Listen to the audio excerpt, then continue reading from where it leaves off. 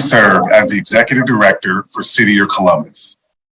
Today, we commemorate the legacy and vision of Martin Luther King Jr. by presenting our third installment of City Year Columbus's series, Advancing Racial Equity. Thank you so much for joining us. City Year Columbus has been part of the Columbus community since 1994. Over the past 29 years, our network of AmeriCorps members has worked closely with a variety of Columbus City schools to help ensure that students graduate on time. Our AmeriCorps members provide students with academic and social-emotional supports that prepare students for graduation and beyond. Today's conversation will focus on a topic that is top of mind for many of us: youth mental health. We are grateful to be joined by three incredible advocates in the mental health space and look forward to hearing from them soon. We are very excited for this opportunity to convene a space to discuss the intersections of race, equity, social justice, and representation in the area of youth mental health. This will be a dynamic, hearty, and informative discussion that we hope will lead to further thought and action. At this time, we'd like to thank our generous sponsors of this event. Thank you to Grange Insurance, Big Lots, Encova, and the Mount Carmel Foundation for your generous support. We would also like to recognize our school service partner, Columbus City Schools, and our AmeriCorps partner, Serve Ohio. Now, before we meet our panelists and dive into this important discussion, I'd like to introduce Nija Owens, a second-year AmeriCorps member and team leader currently serving at Lyndon McKinley STEM Academy. Thank you. Thank you, Adaro. My name is Nija Owens. I use the she series pronouns, and I proudly serve as a team leader at Lyndon McKinley STEM Academy. Upon reflection on the topic that we will be covering today, it reminds me of one of the many reasons I joined City Year. As a child, I struggled with mental illness that was never really talked about in my household. It was not until I was a freshman in high school that I was aware that I was dealing with anxiety my entire life. I would give anything to have a mentor look up to who understood some of what I was going through. Thinking back to this made me realize that I want to help young people who are in similar situations that I was in. City Year has allowed me to resource students with an abundance of tools to help not only with their education, but also their well-being. Before I introduce today's moderator, I'd like to ground us in our values of diversity, equity, inclusion, and belonging. City Year was founded on a core belief that uniting and empowering diverse teams of idealistic young people can change the world for the better. The organizational values we collectively uphold are deeply rooted in this belief and in our commitment to diversity, equity, inclusion, and belonging. Our journey to fully live these values is ongoing, but with each step forward, we come closer to fulfilling our promises to one another. Today's questions were created by the current AmeriCorps members serving with City Year Columbus. It is our hope that these questions will encourage viewers to reflect on their experiences and further their action and investigation beyond this panel discussion. Next, I'd like to introduce the moderator and panelists for today's discussion. Sinetra Coleman is Vice President, Business Development Manager at JP Morgan Chase. She also serves as the City Year Columbus Board Chair. Thank you so much, Nija. And thank you for sharing your story and being vulnerable. Thank you for grounding us in values of diversity, equity, and inclusion, because it's truly important. And we're so grateful for your service. So thank you again. And so now I'm so excited to introduce our panelists for today. I'm going to start with Gabrielle Hill. She's the founding author of the Ant Hill Creative LLC and is a licensed school counselor who served at one of our partner schools. Ms. Hill is also an AmeriCorps alum. Welcome. And next, Dr. Keshae Holyfield. She is the assistant professor of clinical pediatrics in Nationwide Children's Hospital's psychology department. Welcome, Dr. Holyfield. And then finally, we are joined by Dr. Amina Kamavor, Dr. K, and Dr. K serves as the Vice President of Advocacy and Engagement at the Adam H. here in Columbus, Ohio. Welcome to all of you. Thank you so much for joining us today.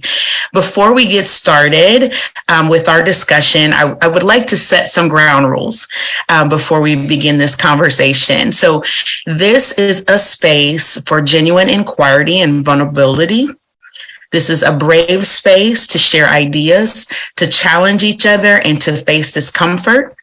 And this is also a space for encouragement for community members to lean in. So lean in. We will have time at the end of our discussion for you to be able to ask questions, right? We do have a chat that is open where you can place a question in there for one of our panelists as well.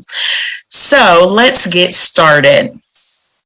So I have an icebreaker question for these beautiful ladies. And so I have asked them to tell us what is their word for the year. I know that you all have heard this over the years, but I wanted to hear what's their word for the year. And so I'm going to start with Dr. Holyfield. Thank you. I'm happy to be here. And so my word for the year for 2023 is intentional. And when I think about intentional, I mean being intentional both professionally and personally. And so from a professional standpoint, I plan to just really continue to be intentional in my efforts to collaborate with the primary care physicians that I work with to provide that high quality care to the families that we serve throughout the Columbus community. And so as a new faculty member, I'm still getting my feet wet with things. And so I really want to continue to just be intentional in that area and be present in the clinic. And then personally, I'd like to be intentional just with my overall well-being, because as clinicians, sometimes we can get sidetracked with our own mental health and well-being. And so I'd like to really work hard with making clear boundaries and making efforts to just prioritize my own self-care so that I can be the best version of myself, not only for myself, but also for the families that I serve. So intentional is what I'm trying to do for 2023. Thank you. Thank you so much for sharing. All right, I'll move on to Gabrielle. Yes, going along with that, I am happy and so excited to be here. I was laughing like, can we do a top 3? Just one? Okay, let me just pick one. So my word will be mindful. In a good way, a lot of things are happening.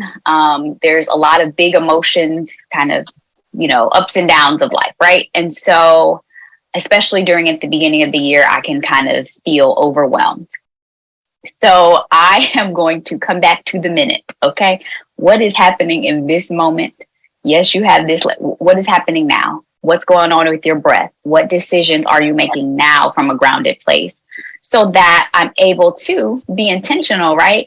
Because I've come back into that moment. So whether it's breath, feeling into my hands, really focusing on what I'm doing, I want to be able to not only live that for myself, but then be able to model that for the people that I work with.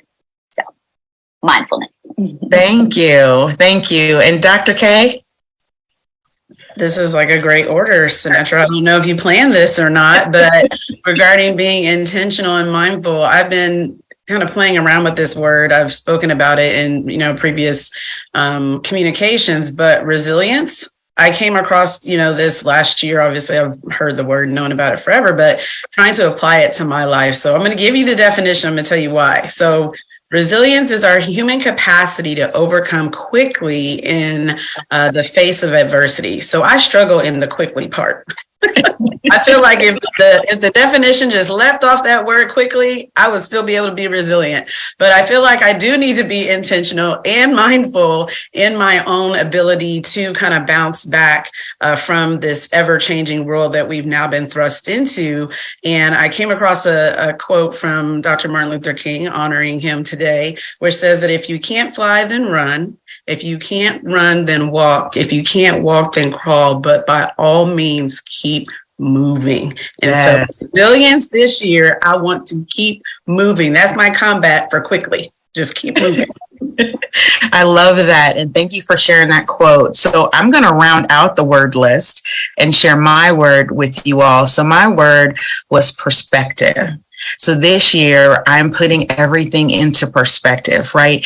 Where it concerns my family, where it concerns the work that I do, where it concerns, just my personal relationships.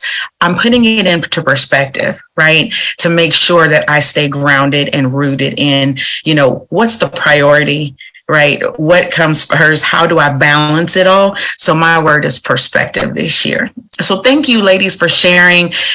Those words will go with me throughout this year. I think I'm going to take a little bit from what each of you have said and just incorporate that into my own life. And as I'm sure some of the others on the line will do as well. So we're going to get started. Please feel free to answer these questions. I'm going to start with one of you, but if you all have something to add to the conversation, please feel free to do so. So I'm going to start with Dr. K. So Dr. K, how does your organization work to dispel stigmas around mental health, especially for youth of color or marginalized communities? Yes, thank you. Great question. So when I think about youth and I think about the work that the Adam H. Board of Franklin County is regularly engaged in with our network of over 30 providers, immediately what comes to mind is prevention. And I think about that in the perspective that if we can do some early detection, we can do early intervention in this space. And so through our network of providers, our reach is in all 16 public school districts regarding prevention and prevention services. So again, it's that hope and ability through these services to be able to delay any onset of a mental illness or addictive behavior, if you will. And so some of that programming in this space for our youth looks like social and emotional learning. It looks like being kind versus bullying. It looks like learning how to build healthy relationships, how to create healthy boundaries, especially in the wake of so much peer pressure, addiction, substance use and abuse, especially regarding marijuana, vaping, opiates, alcohol, things of that nature. Suicide prevention is most certainly top of mind. And DEIB, that belongingness component, I always think about, if you're part of a system, the way the system sees you as a person of color engaged in that system, that system may feel like you belong, but it's really a matter of, do you feel like you belong as a part of this system? What is the impact, on you in that space? We have providers in prevention that do community-based prevention that's connected to, community violence, for example, creating those alternative interventions to capture the minds of our youth and their families, ahead of time, get them engaged in some really great activity around that. And then also parent workshops. I'm sure my colleagues will go further into that, but the parenting component is really key to the overall success of the child, as well as their engagement, whether they're in school, whether they're out of school.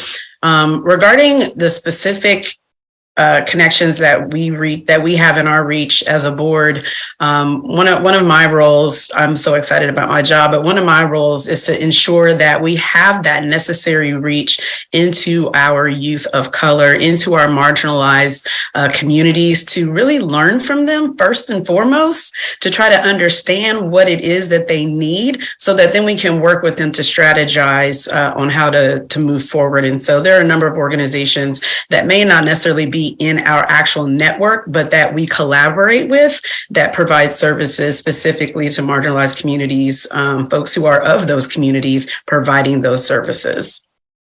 I think there's going to be some links provided after the session that give you some direct insight into some of the things I just shared. Oh, I think you're still on mute, Senator. I said, thank you, Dr. K. As we think about parent engagement, right, making sure parents are engaged to identify and detect when there's something that shifted or changed in their children, no matter the age, right? It's super important. I want to open it up to Gabrielle or Dr. Holyfield. Do you have something that you would like to add?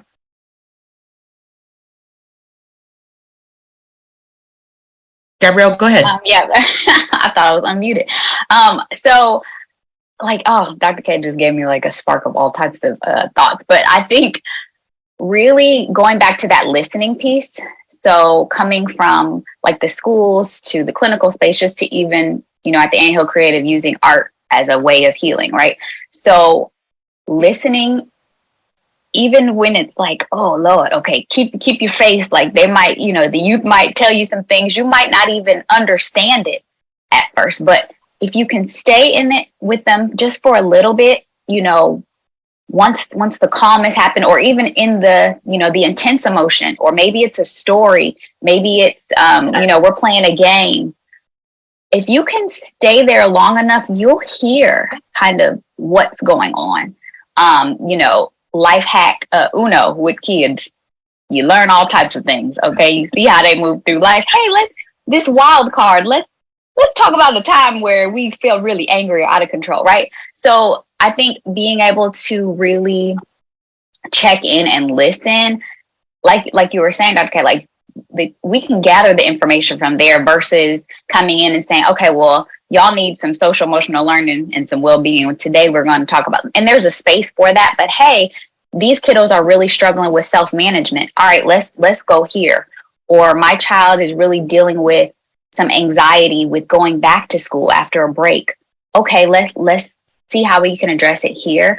But I think if we come from that perspective that the youth are the expert on their experience, they might not have the words, it might look like a dysregulated moment, but if we can empower them, like, okay, I'll stay with you at least long enough to hear versus telling, I think that is a way of empowering and also gathering some important information. That's wonderful. Thank you for adding that insight. It was great. Dr. Holyfield, did you want to add something? Yes, absolutely. This has all been so good so far. We're just getting started, so it's very exciting. But I agree with everything that was said. And by being a psychologist in the primary care setting, I think that makes me kind of uniquely positioned to get right in there when some of these concerns are first mentioned. Because a lot of times our youth or our children, when they have a concern, they may not always Google a therapist or a psychologist or anyone. Their parent is likely going to bring them, or oftentimes may bring them, to their primary care physician. And so by being here, that allows me, I should say, to be able to jump right in and try to have those conversations or be that listening ear and try to give some intervention and prevention early on rather than later, because not everyone may need a full course of treatment. But if we can give them some strategies and recommendations during their primary care appointment, that can really be helpful. And then also through Nationwide, most of our clinics are in those underserved communities and populations. And so that just allows us to further increase equity and access to care for those underrepresented communities. And so it's really great being here. And then as a member of Nationwide, a faculty member, I'd be remiss if I did not mention On Our Sleeves. And so On Our Sleeves is our really big call to action created to do exactly what it is we're talking about, which is break those stigmas surrounding children's mental health. And so that overall mission is to just provide those educational resources in that effort to educate families and empower advocates, not only within the Columbus area or even Ohio, but really just throughout the United States. And so we know that this is also important just because, again, those underrepresented communities and populations, we know that they often can face those additional stressors that can further contribute to mental health problems and difficulties throughout life. And so with On Our Sleeves, whether you yourself are from a racially diverse or ethnic background, or if you are honestly just looking to be an ally with supporting our youth and our children, On Our Sleeves can just really provide the tools to talk about labeling those feelings and emotions when kids are having a hard time just really describing what it is that they're feeling, but they're displaying it behaviorally and they may not have the words. And so it can help with that. Have those conversations about race, immigration, discrimination, inclusivity, really just anything related to mental health. On Our Sleeves has got the information and can give you what you need. And so I'll put the plug in here. If you are into social media and you have an Instagram, On Our Sleeves has an Instagram page. It's On Our Sleeves Official. And so you can go there and it has a bunch of resources. And then also the website has a lot of recommendations as well. And you are able to just put in a search bar, or put in the search bar what it is you're interested in, and you'll find a lot of information there about varying things. And so we're very excited about On Our Sleeves here at Nationwide, and I'm happy to have been able to just share that with you, because it's literally what it is we're talking about right now, with breaking those stigmas for populations and communities, especially those that are underserved. Wow, thank you so much. Thank you all. We're just getting started, and there's so much information that you all are providing. The chat links, they are flowing. And so I'm so excited that we are really going to provide our community with information that's going to help change lives. So the next question, I'm going to go to Gabrielle. So how has the conversation around anxiety and mental health changed since the pandemic, right? We know that that was a hard time for a lot of people. And what are some new developments that we're finding in this area as well? And please feel free, after she answers the question, ladies, to chime in. Yeah, thank you. So I keep saying it like this, like everything looks the same, but it feels different, right? You know, we had 2020 up until now, you know, we're years removed, but yet there's still like this underlying I don't know. I can't put my finger on it. Right. And so I think now people are more open to conversations surrounding mental health. So from like the school counselor lens, right, when we came back into the school, all the educators, we were just kind of looking like, wait, what's happening? Like, oh, well, these babies haven't been in school. Like, building relationships and, you know, communicating, like they were at home, they were on the screen, right? So we were trying to brainstorm how to give tools in that space. But then let's take it back to talking about parents, right? Parents had to navigate parenting, education, all of this in such a major way. And so as the research has kind of been gathered over the last few years, showing that about 40% of adults have indicated some area of stress, right? Whether it's, okay, I can't sleep at night, or now I feel anxiety or anxious going into these social circles that maybe I used to thrive in. And I've seen that in the school and in the one-on-one space. So I think in a way, it's a very exciting time for this conversation, because maybe someone who is resistant to, okay, have you been to therapy? Or what about a coach? Might at least be willing to listen. And I also think that it's really a space where we can get creative, right? So maybe a one-on-one session is not your intention, you know, that doesn't feel good for you, but you like this group. Or, you know, there's meetups around mental health, and just so many other ways for people to not feel isolated. So I think all in all, the conversation has become more expanded and more open, especially in communities of color, because, you know, I was talking to someone yesterday and they were like, you know, I'm just going to tell my mom I'm going to therapy. Like, I'm just going to put it out there. Like, it doesn't have to be like this secret anymore, in a lot of spaces. And as we talk about that age group, you know, who graduated in 2020 and are, you know, now entering the workforce and college, like, I believe that they're open to sharing about their experiences as well. And so all in all, this dialogue is helping to kind of keep the conversation going, because ultimately, going back to, like, it still is very real. People have gone through, they're grieving, they're taking it day by day. So as much as the conversation can be open from kiddos all the way to the adults, I see us moving in a positive direction. Thank you for sharing that. I'm going to be the first one to admit, in the middle of COVID, and when they told me school was out, I feel like I became an educator as well as the parent. And I had a lot of parent-teacher conferences with myself, because, you know, it was difficult, right? We wear so many hats that, you know, you didn't really have a chance to digress or take those hats off during COVID. And so, you know, I think that now it's not a taboo to talk about mental health, or to talk about the fact that you're dealing with something, or that, you know, I'm having a tough time. You know, people are depending upon their friends and loved ones more, and we're having that dialogue. So I want to open it up. Does anyone else want to address that question? Please feel free.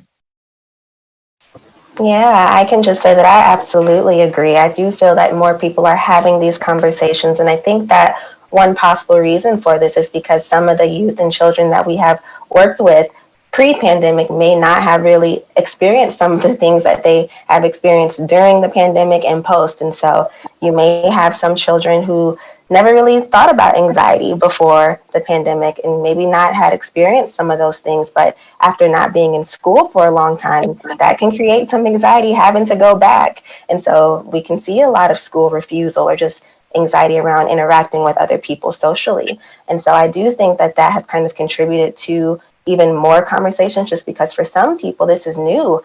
Being isolated can be new for people, and for a lot of us it was just having to stay home, especially if you're a social butterfly. That's tough to have to be home for all of that time, and not interacting with friends and things like that. And so I think that for people who may not have had certain experiences previously, the pandemic probably have just kind of opened their eyes to certain things that they may not have experienced, but may have heard about, but just now they can personally share those experiences. And so I think that it's good that we are having these conversations because we need it. And I think that it does just further bring that awareness that we're wanting to have. So yeah, although the pandemic was tough, I think it has been facilitating those communication interactions and just, again, continued awareness of mental health concerns. That's great. Thank you. Go ahead, Dr. K. Yeah, I was just going to say that, it's hard to catch, let alone grasp a moving target. And that's exactly what this pandemic continues to be. I call where we are the fallout, because for any behavioral health practitioner who was actively practicing when we learned about this pandemic and had to navigate this whole behavioral health field in a different way with clients who are already struggling, plus I'm struggling. We're all in this, together. And so connecting with our youth in those spaces based on all of the different things that have already been shared made that, just that much more difficult. And so again, going back to that resilience, factor, I got to kind of subjectively weigh out what that looks like in my life and how I respond to my environment, which is like everyone else. It just continues to move. I feel like this pandemic is still unfolding, and we are learning a lot of new language in the mental health and the addiction services spaces, which already have their own language.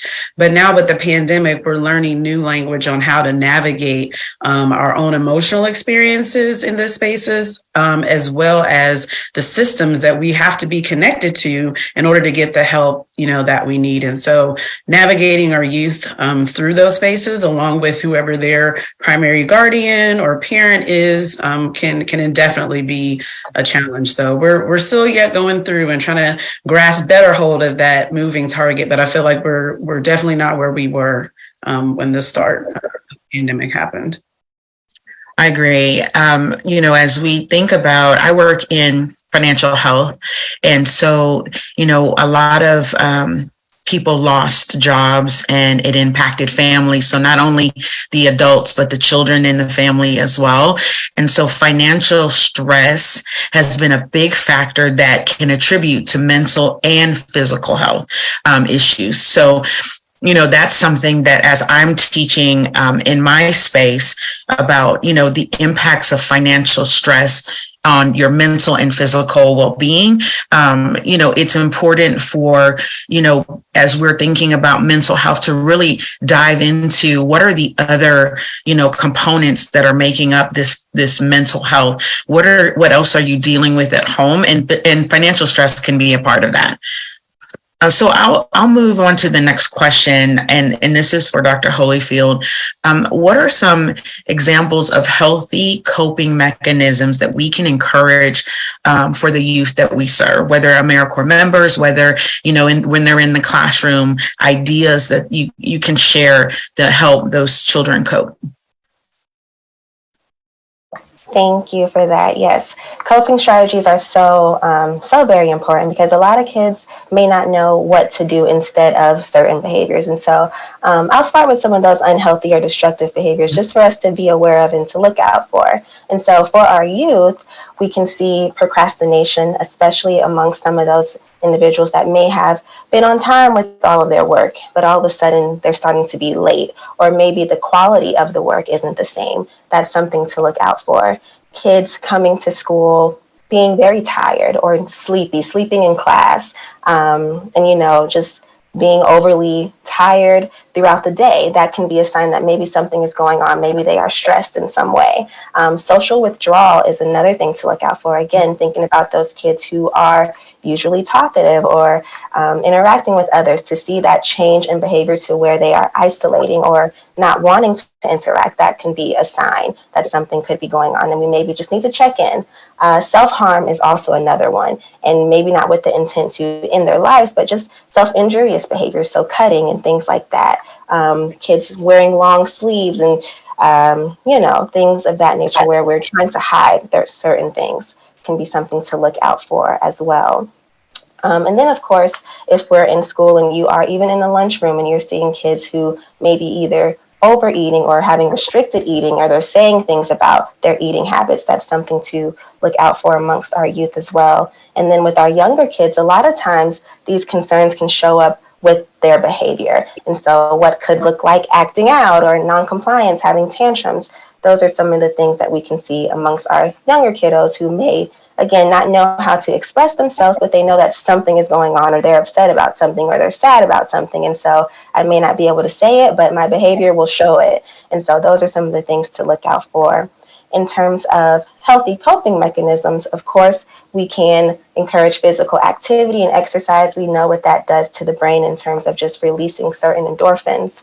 Mindfulness practices, so grounding, really just focusing on the present moment. As a youth have a lot of things going on. There's school, there's relationships, there's family things going on. There's a lot happening. And so sometimes just trying to be present in that moment and just focus on the here and now, kind of like what we've talked about thus far, is a really helpful skill.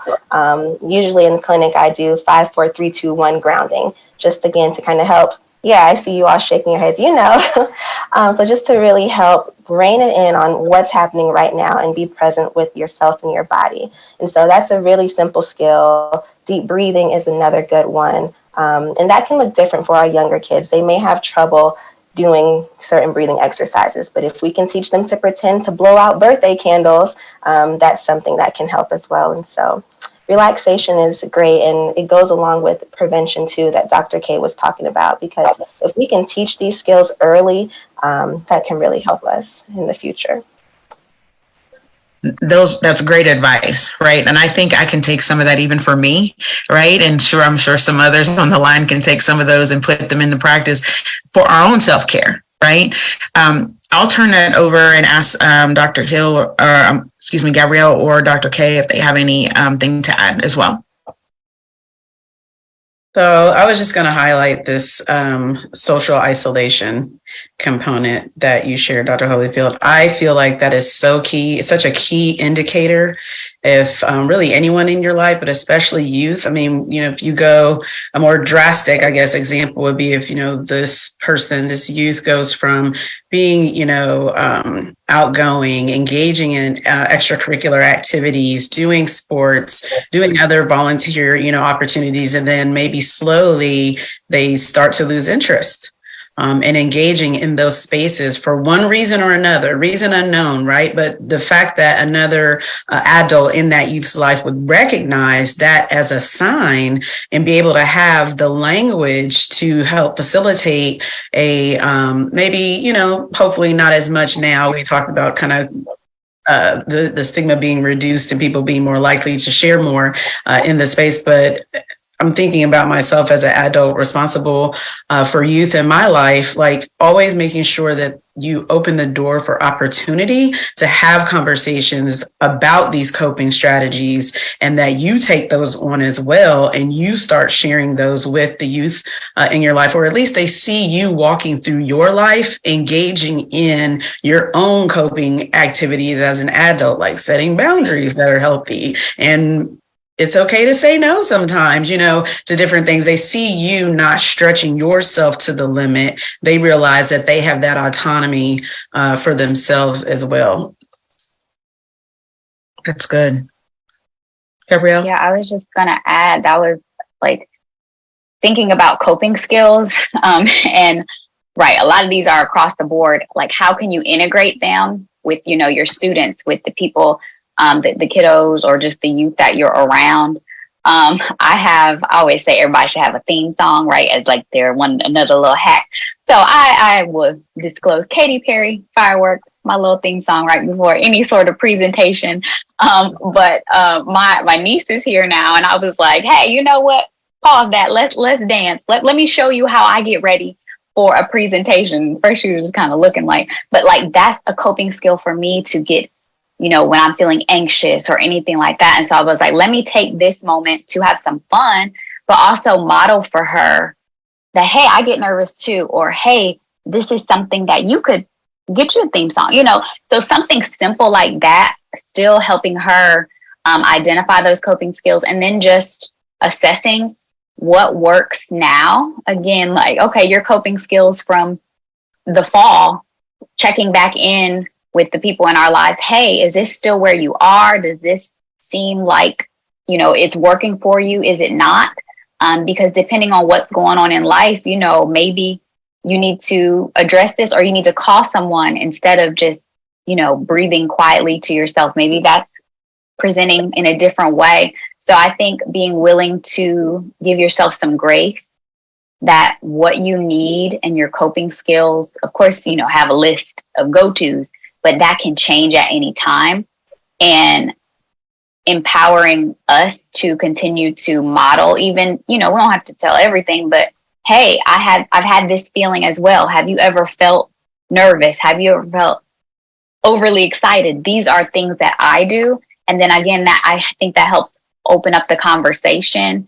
And then again, normalizing and helping identify these emotions. Hey, I was feeling embarrassed. Hey, I was feeling overwhelmed, so I decided to journal. Would you like to write me a note? So again, the more we can humanize our experience, I believe that's opening up for all ages. Can I give one more coping strategy? Senator? Yes. And Dr. Holyfield, you said something, and then Gabrielle, you said something too that made me think about this. But I did a number of different youth-focused engagements over the summer into early fall, and I ended every single one of those with a bubble break. And blowing bubbles, like, most people don't think that this is a really big deal, especially if you have anxiety, but it is. And there was not one youth that I engaged with in a space. The largest space I had, everybody did it, was 200 students. But everybody loved it. And you can't blow bubbles in a huff. You have to relax your mind. You have to relax your body. You have to engage a lot of your senses in order to do that. So that is really practical. I like to find things that are either free, like dancing. Thank you for saying that, Gabrielle, because I did that and danced my way through the pandemic.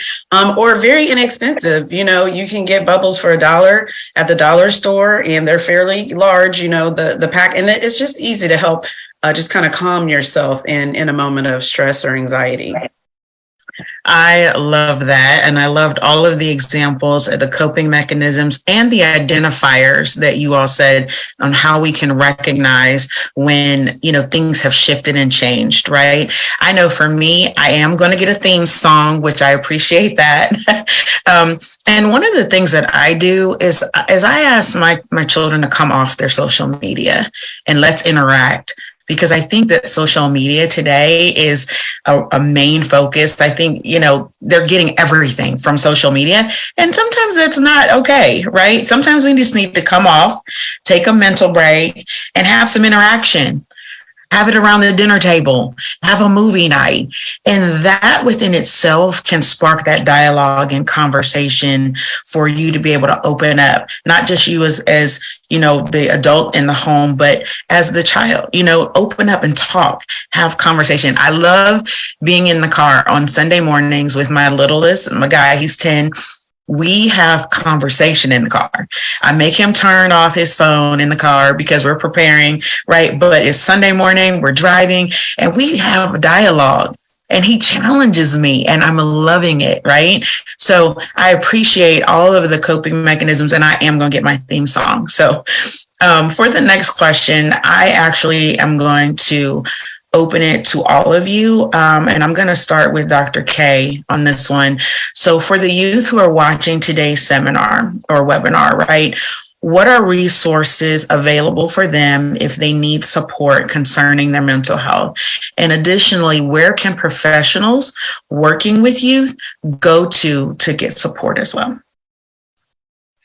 Great question. So this morning, I thought about this question. I was like, let me just Google youth mental health support just to see what, would come up and see we're connected with a wonderful network of providers in this space. And I just wanted to know how readily available are these resources if someone just Googles that. And the Adam H. Board of Franklin County came up as the #1 local source and the #2 overall source. So I was excited to see that because we are partnered with, over 30 behavioral health providers that are in this space. And the link that will be sent out will direct, our audience to the agencies who provide youth-focused services right here in Franklin County. And so recently mentioned, Senator, we have been apart for so long. Now that we are still coming back together, this is an excellent opportunity to start looking through those lists of youth serving organizations and that have an overwhelming amount of programming that is specifically targeted toward youth in ways that help them identify their emotions, in ways that help in that, like I said, that prevention space, in ways that engage their families, that support the parents who are taking care of the children in a variety of different ways. I'll just call out some organizations in our network and then other community agencies or programs that we've, worked collaboratively successfully with. Directions for Youth and Families does a lot of programming for children and their families. Community for New Directions, the same. APDS, the same. And then we have supported and collaborated with Black Girl Rising, written by Ms. Fran Frazier, who does a lot of focus on Black girls here in the state of Ohio. The Bhutanese Community for Central Ohio is doing a lot of work on prevention, intervention, and support with regard to behavioral health, addiction, mental illness, and suicide prevention.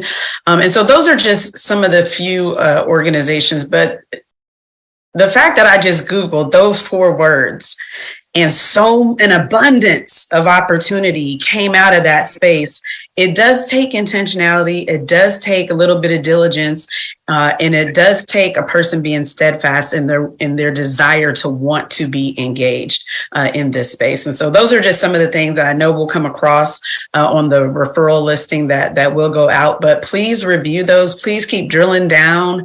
The links that I provided are as direct as they can be. So do your diligence. Look through different organizations that are providing an array of services. Think about what you want your youth and your life to be engaged in, and then reach out to that partner. Thank you for those resources. I told you all the chat was going to be hopping today, and you just gave us so many great resources. I'm going to ask Dr. Holyfield if she has any comments, and then Gabrielle will finish that question off with you. Yes, thank you. Really, Dr. K, you gave majority of the ones that I'm thinking of, which is great, though. This is really good. We do refer a lot of our families to Directions for Youth. It's wonderful. Buckeye Ranch is another one. Also, through Nationwide, we do have some counselors and families that will go to the school for support directly to the schools. And so that's helpful. And for any youth on the line, if you are in a crisis and you need some supports, there are those national suicide prevention lifelines. And so there is one that provides 24/7 free support. You can text START to the crisis line, that's 741-741. Or in Ohio, you can text for HOPE to use that crisis line. And then, of course, if you are in the Franklin County and you are in crisis and you just need to talk to a mental health provider, you can always call the Nationwide Children's Hospital and Franklin County, Youth Psychiatric Crisis Line at 614-722-1800. And so if there are youth online and they feel like they need someone to talk to, just know that you're never alone. There's someone that will answer your call. It may not be a family member all the time, but there is national hotlines, there's the local hotlines. People are out there and they want to support you. And so just know that you're not alone. And then for our providers and adults and other caregivers, again, in addition to everything that Dr. K has said, go check out On Our Sleeves. It's got a lot of good stuff there as well. Yes, and I was going to say on the professional side, that crisis line has been a lifeline for me, both in the schools and in the clinical setting. It's not easy to assess a kiddo for, suicide or self-harm. And so there's been multiple times where I've utilized that crisis line as like some feedback. Hey, can you talk to the kid? Hey, this is what I did. These are the questions I ran through. Is there anything you think I could have missed? And so every time that I've called, there's been a supportive person on the line, friendly, willing to talk with the kid. Hey, we're leaving here. Can you follow up with the parent in an hour or so? Or, hey, we're sending this child and their family to the hospital. Can you kind of work with us on that? So just as a point to the crisis line, as someone who has used it, multiple times, each time has been an experience where I felt professionally I was supported. From that perspective, also for, again, our professional side, a lot of the resources that the ladies have already given were at the top of my list as well. And so like to go to the Adam H. Board, to go to Nationwide, to go to NAMI, and be able to see like resources for our clients in the population, but also resources for us, for any school counselors out there, the ASCA website, the National School Counselor website, any clinical counselors, just kind of going to those main websites. And then you're able to locate like, okay, based off of county, and just getting into communities of other people who are helpers or who are giving, because as Dr. Holyfield was saying, like sometimes we lose ourselves in the work, and this is hard work, but it's hard work, right? And so it's beautiful. But again, where can we utilize resources? And also, so you don't have to recreate everything. Like, oh, I don't have to create this safety plan from scratch because there's one already here for me. So those are just some of the additional ones. Oh, and GoZen is one that I used a lot in the classroom. And so that's kind of more that mindfulness piece. Hey, let's do a mindful minute. And you're able to get access to certain pieces from there. So that's one that I use a lot with the kids. And then for teens and parents, looking at apps, right? So now there's so many apps to have you kind of check in with yourself. You can listen to a meditation, you can pop it in. And so finding what works for you. Some of them you do have to pay for. So being aware of that. There are some free resources out there in terms of like phone apps as well. Thank you all. Such great resources. And Dr. Holyfield, I appreciated you saying and addressing those youth that we may have on the line to tell them they're not alone. Right? I think that is super important because that is the number one thing that is not true that they all feel is that they're alone, and they're not. And thank you all for sharing those resources. Last question, I'm going to start with you, Gabrielle. How can we be better advocates for youth mental health? What can we do? Yeah, I think having these conversations like today, right? Again, being willing to ask some questions, some hard questions. Hey, how are you feeling? Hey, have you ever thought of ending your life? Or, what is the area that you're struggling with? And being willing to listen. There's no like cookie cutter way to handle everything. But again, if we can create that dialogue, so that especially our youth are recognizing that they're not alone, and then sharing a bit of our stories, right? Things that you don't have to go in detail, but hey, okay, I have some symptoms of anxiety that I noticed in this area. This is what helps me. So just being able to, again, share, and then willing to have those courageous conversations is what one of my mentors says, like, hey, let's have it in our family. Let's have it in the workspace. And that's where the change starts. Thank you. Either of you, Dr. K, go ahead. Yeah, I want to go back and then forward real quick. There's two critical provider, clinical, on that side of working with youth that I want to address. One is that through our collaborative with the OSU College of Social Work, we have started as of last year, cultural responsiveness trainings that I oversee in collaboration with OSU. I can make sure that City Year gets the broader language for that. But we did that last year specifically for this reason, being able to know and understand more from a cultural and linguistic, perspective, how to connect better with our clients and that we serve in our communities with regard to that. The other excellent resource, and I just got off the line, I believe Friday, with one of their program directors, is through the Ohio Suicide Prevention Foundation. They have received a federal grant, the SAMHSA Garrett Lee Smith grant, and there's 3 different components to that. But for them, it has been a great tool and resource because they have been able to open up and broaden the reach by which they are able to ensure that youth in our lives are served as it relates to suicide prevention. So I would really encourage anybody on here that is interested in learning more about youth suicide prevention to reach out to the Ohio Suicide Prevention Foundation. They have a wonderful website. I promise it's easy to find information on their website, but it is very equipping for the professionals in the lives of youth that are responsible for their treatment and for their outcomes. To answer this current question, I always say that we have to have youth at the table. So I'm so excited that we had someone here today to speak about their own experience with, mental health and how they were able to navigate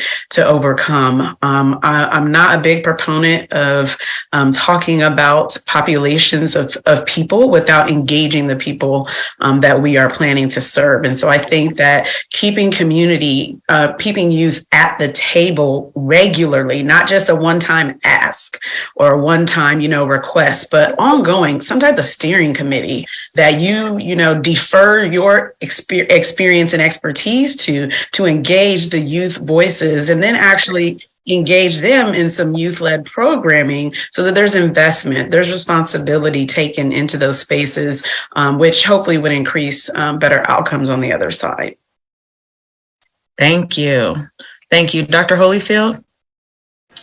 I think everything that was shared has been great thus far. I think the only thing that I would add in addition to what has been shared is just continuing to create the space and knowing that, going back to what we talked about with being a listening ear, not every student may be ready to open up and share everything. It's hard to have those tough conversations, but we can plant the seeds. And so just letting someone know that you're there for them and you are ready to talk when they are ready, that can go a long way in helping them seek care in the future. And so even if they aren't ready to talk right then and there, you can plant that seed to where if they are in a crisis later in line, or if they are ready to talk later in life, they know that they can come to you. And so I think planting the seeds, continuing to have our conversations, bringing out that awareness is going to help us in the future and currently.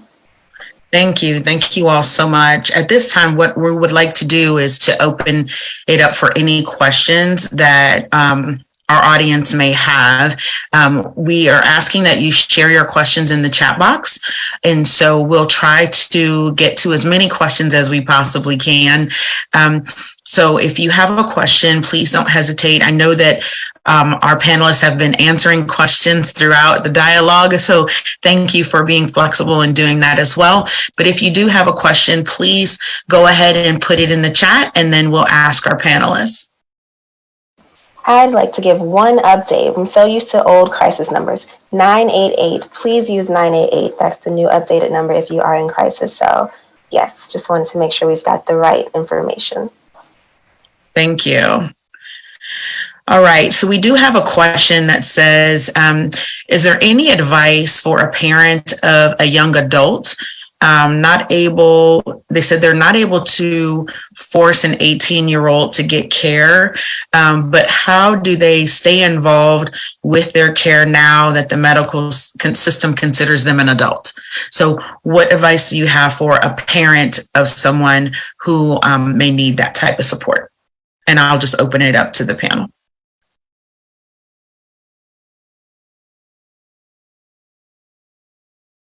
Yeah, that can be a sticky situation, right? Because on the paperwork, right, an adult. So what I've recommended, especially on the like private practice side, where the parent wants the referral, but the young adult is not willing. I encourage the parent to at least incorporate some sort of outlet. So at this time, maybe they're not ready for a, traditional therapeutics, come sit, tell me your life, right? But they really want to get back involved in sports or dance or, some leadership component, just some outlet to then at least begin to create that, like we said, movement in the body, or just some sort of space for an outlet. And then recognizing that the way we view and cope mental health and our perspective and lens may be different of even those that we're in care of. So how can you kind of meet them where they are? So, again, engaging what is an outlet for them. Is it art? Is it music? And then supporting as a start. And then perhaps once some of that has been eased, there can be an opening to dive a little deeper. Anyone else? I think that's an excellent point. This question kind of takes me back to my college student mental health days, where that's really what we saw a lot of, youth coming into young adulthood at the age of 18 and parents still wanting to know what's happening in therapy. How do I know when they're, doing better? And so us really just kind of explaining a lot of what Gabrielle just shared in meeting them wherever they are. And then again, it goes back to, ensuring that you are creating opportunities that are genuine to have these, sometimes uncomfortable or challenging conversations, and then even seeking your own outlet as a tool to be able to discuss and share what you're feeling in this process of transition from, your child going from being a child to now legally being an adult, and what that looks like for their care. The support is there. Always, but I think just ensuring that you do know what they're interested in, like Gabrielle was sharing, so that you can use that as an open door into just genuine conversation. And again, I think we gave resources like National Alliance on Mental Illness. Mental Health America also has really good links on how to have conversations with the youth in your life. And so I've seen some of those. So I know that they would present as helpful if you're talking about someone who, recently turned 18 or 19, maybe they're, just moving into the first parts of their young adulthood, especially if they're engaged in school activities. Dr. Holyfield, any last words? No, I think just leaning in and being collaborative with that person would be helpful. When I'm in clinic, I often try to not come in too hot when I'm working with families. It can be a bit much. And so really just taking the time to listen to that person, hear what they're saying, acknowledge that going to counseling or therapy can be hard. And just like Gabrielle was saying, trying to figure out what they are willing to do, if anything, and just encourage them in that effort can be a good place to start. And again, plant that seed for something more in the future. And so it's tough being a parent when you can see some things that, you think your child might benefit from, but continuing to be there for them is very important and can go a long way. Well, I just want to say thank you to our panelists today. Thank you so much, Gabrielle. Thank you, Dr. K. Thank you, Dr. Holyfield, for joining us and for participating in today's discussion. You have provided a wealth of knowledge, and I just need to express how grateful we are that you took the time today to join us for this discussion. The responses, as you can see in the webinar chat, have been amazing. And so I thank all of you all for joining us today. I want to thank again our outstanding sponsors and supporters, the Columbus City School Partners, the City Year board members. Thank you so much. The City Year staff, all of the AmeriCorps members that have joined us today. Thank you for taking the time for this such an important topic as we think about the youth today, how we can better support them in their mental health throughout their life. And today, what can we do today? So thank you for all of the resources. Thank you for all of the tips.